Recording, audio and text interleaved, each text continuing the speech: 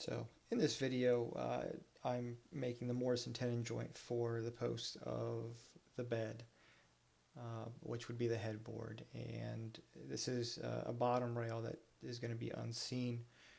And in this clip here, I'm cutting the Morse lines into the wood. I find it makes it more accurate.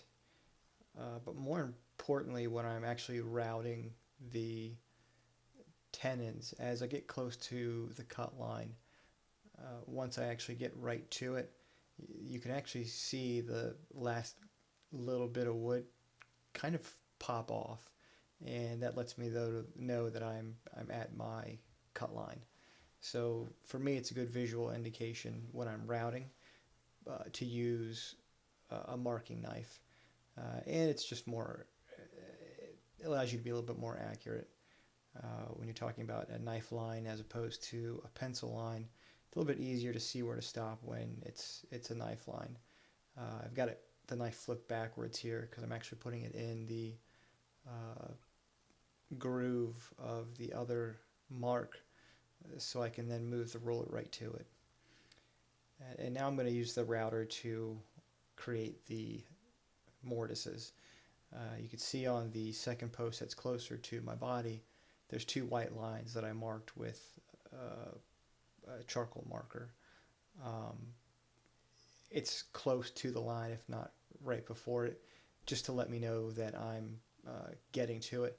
I wasn't sure if I'd be able to see the knife lines in the darker wood, but it ended up being able to see okay, so it wasn't too bad. I cut it in 3 passes and then flipped the post around and routed again to give me the full width of the mortise, which I wanted to be right around a centimeter.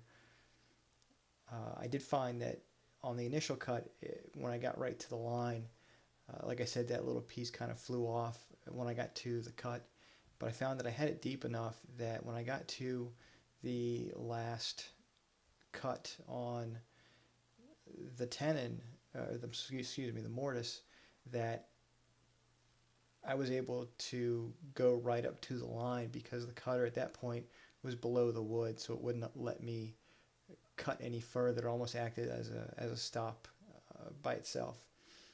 So the video has now skipped, and I am cutting the other side of the wood. It's an offset mortise, so I stopped here to check it, and I ended up needing to make an adjustment. And the cord at this point is unplugged. You just can't see it off camera. If you look closely, you can see a nut spinning there behind the router. And the fence that I got for the Porter cable router had kind of a micro adjust mechanism to it, that when I got close, it allowed me to turn a knob, and it moved in and out. So I got it where I needed it, and then I was able to go ahead and cut the other side of the mortise, which you're seeing here. I vacuumed up after the initial cut, one, so I could see what was that I was cut where I needed to be, and two, just to get all the dust off of the wood, so it either didn't get sandwiched behind the post on my fence, and the router was able to sit nice and flat on the wood. So I'm using a fluorescent light here that apparently had a blue bulb, which I found once I turned it on. So that's the hue that you're seeing here. I had a nice about 1.5 by 1.5 block of hard maple that I had left over from making cutting boards. And my chisel work is not the greatest, so what I end up doing is clamping this to the workpiece so that I can keep my chisel at 90 degrees. So basically, I kind of waste the stuff in the middle of the 1/4 inch cutter that I had, the up spiral bit, left a little bit of a point in the middle.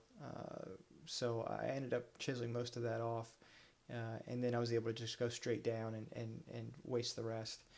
and then there was just a little bit to clean up on the corner, which actually wasn't as bad as I thought it was going to be. My intention a lot of times is just to round over the tenons, but as this is a piece for my house, I thought it would be nice to go ahead and get the practice in and start building some skill there. In this one, I made a quick jig for the router. It's basically just a 3/4 inch plywood bit that I made kind of a track for. And this is just so I could route the tenon on the rail.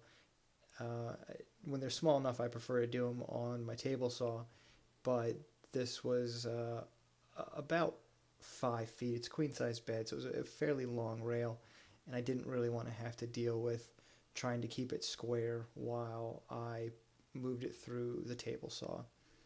So I did it in 2 passes. The first pass, the router stayed against the fence there, and then the second pass, the base itself has kind of a jut out where the mechanism is to allow the router to go up and down, the plunge mechanism. So I could turn it and actually move kind of use the fence in a different way for that bit of the router. So they're routed now, and in this bit I'm cutting off the other portion for the tenon.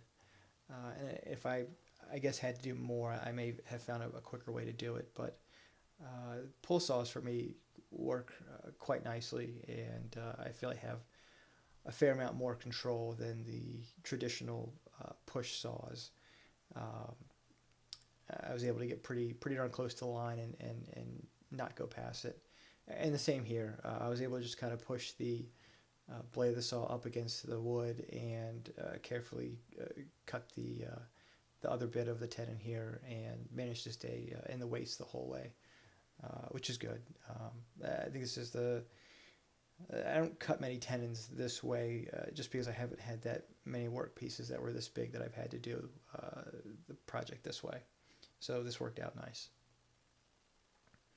And then here I had a nice block of wood that I was able to clamp the rail to that would allow me to keep it nice and vertical and stationary, so I could go ahead and waste the other portion of the where I stayed in the waist with the pull saw.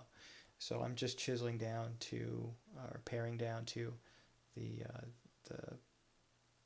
router mark there, and I was able to get pretty darn close for something that's not going to be seen really, because it's going to be below the bed. It didn't have to be perfect, but I try and make it that way each time just because it's good practice. So hopefully I'll have more videos in the future that show a little bit more of the projects, but this was kind of a test to see how it would work out, and hopefully you enjoyed it. Thanks.